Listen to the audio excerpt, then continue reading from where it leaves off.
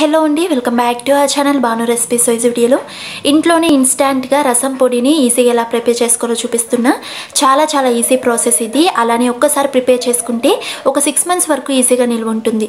అలానే ఈ వీడియోలో మీకు ఈ రసం పొడిని యూజ్ చేసి చాలా ఇన్స్టాంట్గా అండ్ క్విక్గా రసంని ఎలా ప్రిపేర్ చేసుకోవాలో చూపిస్తున్నా. చాలా టేస్టీగా వస్తుంది అండ్ చాలా క్విక్గా చేసుకోవచ్చు. సో ఇక లేట్ చేయకుండా వీటి ప్రాసెస్ ఎలానో చూసేద్దాం. సో ముందుగా స్టవ్ మీద ఒక ప్యాన్ పెట్టుకుని అందులోకి 1 కప్ ధనియాలు వేసి కేవలం లో ఫ్లేమ్లో మాత్రమే మంచి అరోమా వచ్చే వరకు ఫ్రై చేసుకోవాలి. ఇలా లో ఫ్లేమ్లోని మంచి అరోమా వచ్చే వరకు ఫ్రై చేసుకున్న తర్వాత స్టవ్ ఆఫ్ చేసి వీటిని ఒక ప్లేట్లోకి తీసుకుని పక్కన ఉంచుకోండి. తర్వాత అదే ప్యాన్లోకి మనం ఏ కప్తో అయితే ధనియాలు తీసుకున్నామో అదే కప్కి 1/4 కప్ కందిపప్పు, 1/4 కప్ శనగపప్పు వేసి లో ఫ్లేమ్లో మాత్రమే మంచి అరోమా వచ్చి అలానే కాస్త కలర్ చేంజ్ అయ్యే వరకు ఫ్రై చేసుకోండి. ఇలా మంచి అరోమా వచ్చి కాస్త కలర్ చేంజ్ అవుతూనే వీటిని కూడా ఒక ప్లేట్లోకి తీసుకుని పక్కన ఉంచుకోండి. తర్వాత అదే ప్యాన్లోకి 1/4 కప్ మిరియాలు, 1/4 కప్ జీలకర్ర, 1 టీ స్పూన్ మెంతులు, అలానే 2 మరాఠీ మొగ్గ లేని వాళ్ళు స్కిప్ చేసేయచ్చు. బట్ వేయడం వల్ల ఈ రసం పొడికి మంచి ఫ్లేవర్ వస్తుంది. ఇలా వేసి లో ఫ్లేమ్లో మాత్రమే మంచి అరోమా వచ్చే వరకు ఫ్రై చేసుకోవాలి. ఇలా ఫ్రై చేసుకున్న తర్వాత వీటిని కూడా ప్లేట్లోకి తీసుకుని పక్కన ఉంచుకోండి. తర్వాత అదే ప్యాన్లోకి 1 కప్ వరకు ఎండుమిర్చిని వేసి లో ఫ్లేమ్లో మాత్రమే వీటిని కూడా బాగా ఫ్రై చేసుకోండి. ఇవి బాగా ఫ్రై అయిన తర్వాత వీటిని కూడా ప్లేట్లోకి తీసుకుని తర్వాత అదే ప్యాన్లోకి 1 కప్పు వరకు కరివేపాకును వేసుకోవాలి.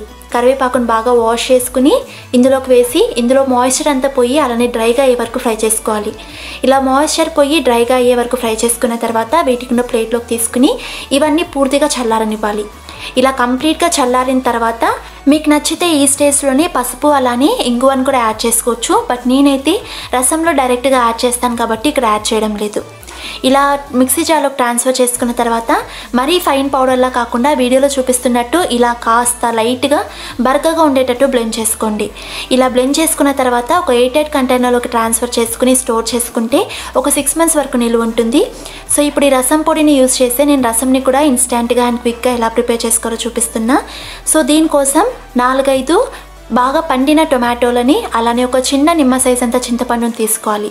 ఇప్పుడు ఈ టొమాటోస్ని బాగా వాష్ చేసుకున్న తర్వాత పీసెస్లా కట్ చేసుకుని స్టవ్ మీద ఒక వెజల్ని పెట్టుకుని అందులోకి ఈ టొమాటోస్ని అలానే చింతపండుని వేసి ఒక పెద్ద గ్లాస్ వాటర్ని వేసి మీడియం ఫ్లేమ్లోని ఒక 10 to 15 మినిట్స్ పాటు అంటే టొమాటో సాఫ్ట్గా అయ్యే వరకు బాయిల్ చేసుకోవాలి.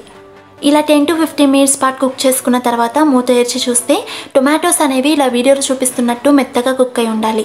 ఇలా టొమాటో సాఫ్ట్గా కుక్ అవుతూనే స్టవ్ ఆఫ్ చేసి వీటిని కంప్లీట్గా చల్లారనివ్వండి. ఇలా కంప్లీట్గా చల్లారిన తర్వాత చేతితోనే ఈ టొమాటోస్ని అలానే చింతపండుని మెత్తగా మ్యాష్ చేసుకోవాలి. అవసరమైతే కొన్ని వాటర్ని కూడా యాడ్ చేసుకుంటూ మెత్తగా మ్యాష్ చేసుకోవాలి. ఇలా మెత్తగా మ్యాష్ చేసుకున్న తర్వాత టొమాటోస్లో ఉన్న పలుపునంతా చేతితోనే తీసుకుంటూ ఈ టొమాటోస్లో ఉన్న రసంనంతా ఫిల్టర్ చేసుకోవాలి. మరి టోటల్గా ఈ పలుపునంతా తీసేయకండి. టోటల్గా మొత్తం తీసేస్తే రసం అనేది అంత టేస్టీగా ఉండదు.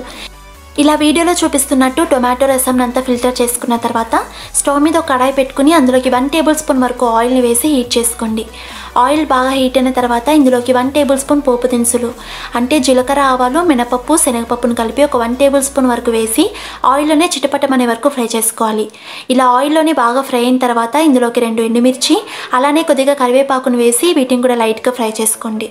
ఇవి కూడా లైట్గా ఫ్రై అయిన తర్వాత ఇందులోకి 4-5 వెల్లుల్లిని బాగా దంచుకొని వేసుకోండి. ఇలా దంచి వేయడం వల్ల రసంకి మంచి ఫ్లేవర్ వస్తుంది. ఇలా వేసి ఒకసారి బాగా మిక్స్ చేసుకున్న తర్వాత 1/2 టీ స్పూన్ పసుపు, 1/2 టీ స్పూన్ ఇంగువ వేసి బాగా ఫ్రై చేసుకోండి. సో ఈ పోపు అనేది బాగా ఫ్రై చేసుకోవాలి. అలానే లో ఫ్లేమ్లో మాత్రమే ఫ్రై చేసుకోవాలి. పోపు ఎంత బాగా ఫ్రై అయితే రసంకి అంత మంచి టేస్ట్ వస్తుంది. అలానే మీరు హై ఫ్లేమ్లో ఫ్రై చేస్తే పోపు అనేది మాడిపోయి రసం టేస్ట్ అనేది మారిపోతుంది. సో ఇలా పోపు అనేది బాగా ఫ్రై అయిన తర్వాత ఇందులోకి 2 టేబుల్ స్పూన్ వరకు మనం ప్రిపేర్ చేసుకున్న రసం పొడిని వేసి జస్ట్ ఒకసారి బాగా మిక్స్ చేసుకోవాలి. సో మరీ ఎక్కువసేపు ఫ్రై చేసేసిన ఈ పొడిలు అనేవి మాడిపోతాయి. సో ఇలా లో ఫ్లేమ్లోని ఒకసారి బాగా మిక్స్ చేసుకున్న తర్వాత ఇందులోకి మనం ఆల్రెడీ ప్రిపేర్ చేసి పెట్టుకున్న టొమాటో రసంని వేసి ఒకసారి బాగా మిక్స్ చేసుకోవాలి. ఇలా టొమాటో రసం వేసి ఒకసారి బాగా మిక్స్ చేసుకున్న తర్వాత పులుపు తగ్గట్టు వాటర్ని యాడ్ చేసుకోవాలి. ఇక్కడైతే నేను ఒక పెద్ద గ్లాస్కి వాటర్ని యాడ్ చేస్తున్నా. ఇలా వాటర్ యాడ్ చేసి ఒకసారి బాగా మిక్స్ చేసుకున్న తర్వాత మీ టేస్ట్కి తగినట్టు సాల్ట్ని యాడ్ చేసుకోవాలి. ఇక్కడైతే నేను ఒక 1 టీ స్పూన్ వరకు సాల్ట్ని వేస్తున్నా. ఇలా సాల్ట్ వేసి ఒకసారి బాగా మిక్స్ చేసుకున్న తర్వాత మూత పెట్టేసి మీడియం ఫ్లేమ్లోని ఈ రసంని బాగా మరగనివ్వాలి. సో ఇక్కడ మనం టొమాటోస్ని బాయిల్ చేసినవే యూజ్ చేసాం కాబట్టి మరీ ఎక్కువసేపు బాయిల్ చేయాల్సిన అవసరం లేదు. జస్ట్ ఒక పొంగు వచ్చి ఒక 2 మినిట్స్ పాటు బాయిల్ చేసుకుంటే చాలు. ఇలా 2 మినిట్స్కి మూత తెరిచి చూస్తే టొమాటో రసం అనేది ఇలా బాగా మరుగుతూ ఉండాలి. ఇలా మరిగేటప్పుడు మాత్రమే ఇందులోకి ఒక 2 టేబుల్ స్పూన్ వరకు సన్నగా తరిగిన కొత్తిమీరని వేసి ఒకసారి బాగా మిక్స్ చేసుకున్న తర్వాత స్టవ్ ఆఫ్ చేసి సర్వ్ చేసుకోవడమే. సో చూసారు కదా, ఇన్స్టెంట్గా ఇంట్లోనే రసం పొడిని ప్రిపేర్ చేసుకుంటే ఎంత క్విక్గా రసంని కూడా ఎలా ప్రిపేర్ చేసుకోవచ్చో. సో ఈ వీడియో మీకు నచ్చినట్టయితే వీడియోని లైక్ చేసి మరిన్ని టేస్టీ అండ్ హెల్తీ రెసిపీస్ కోసం మన ఛానల్ని సబ్స్క్రైబ్ చేసుకుని అలానే పక్కనే ఉన్న బెల్ ఐకాన్ కూడా హిట్ చేయండి.